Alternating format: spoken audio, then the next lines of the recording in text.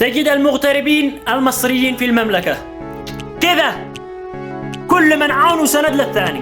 وأنا أتحدي أي مغترب يقول لنا في مصريين عاطل بالعزب.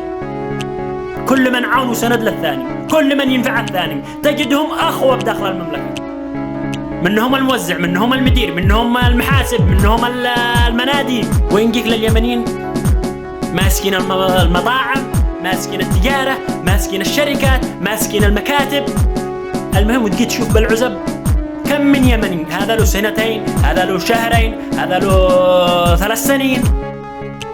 منهم المهندس، منهم الطبيب، منهم المحاسب، منهم المتعلم، منهم الأستاذ. المهم مليان. ليش ما نكون سند لبعض؟ ليش ما نكون عون لبعض؟ ولا خايف بتقول هذا طوالي بيجي يضيعني بالعمل؟ ابعد هذا الحسد من راسه. احنا جئنا مين داخل اليمن وخلفنا كم من أسرة. ليش ما نساعد بعضنا البعض؟